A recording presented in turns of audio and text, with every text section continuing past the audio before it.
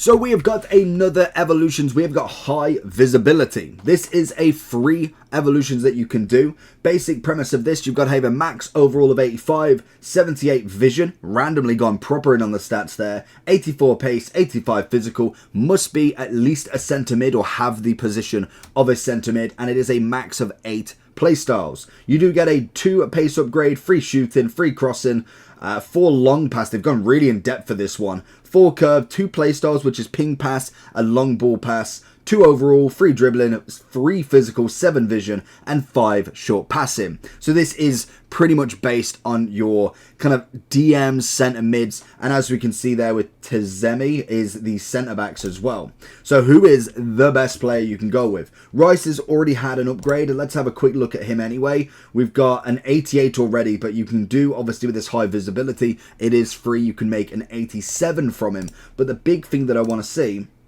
we did have a previous version that is 87. This was obviously an SBC, so it is what it is. In terms of the best evolution you could have done, show all of them. We've had 87s. Find the evolution. So if we go high visibility, he'd end up with 73 pace still. That's the big one that I'm just not a big fan of. 86 on the physical, 80 dribbling.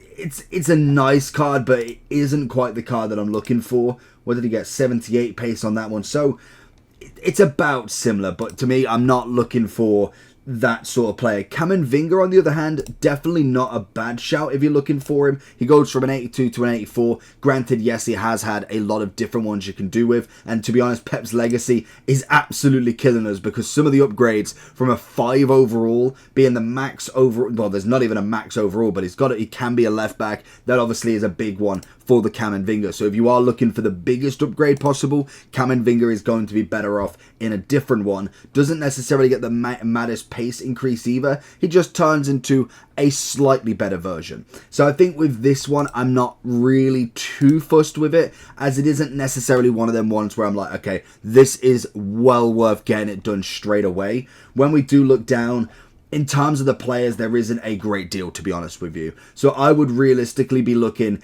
at your team. I think this one is a perfect example because we have had a lot of decent evolutions. Pep's legacy, 350 points is definitely an absolute banger. When we're looking at a 92 Cancelo and 91 Alaba, we're not going to get anything free that's on that same caliber for definitely at least a month or two.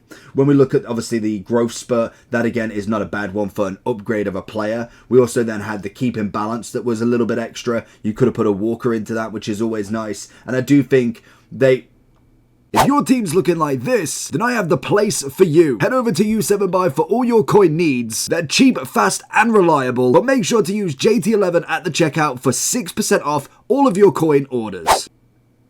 Can I put Butra in that? There's no way. Founders... Can you put Butra in that? Surely not. I'm assuming that's just a glitch. I don't think you could put icons in there. Because Founders Evolution... No, you can't put them in there. Because obviously, the Founders Evolution was like a max 82 anyway. That's just really throwing my train of thought there. Because if we go down... Unless that was the one. Expired Evolutions, of course. Yeah, that's...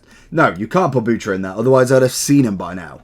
But in terms of this one, I would personally go with your team. So, for instance, for me, if I was doing a club search... See if we can find any United players in here. Because you can obviously go for the kind of lower end. You've got McTominay, Van der Beek. You've got Amrabat. It's not a bad one. Because I think these two have definitely had a better one that you could have gone with. In terms of Amrabat, you go into... where is the evolution? He only goes into an 82. It's the 2 overall. I kind of need a little bit more. If they're only going to make us a max of 85...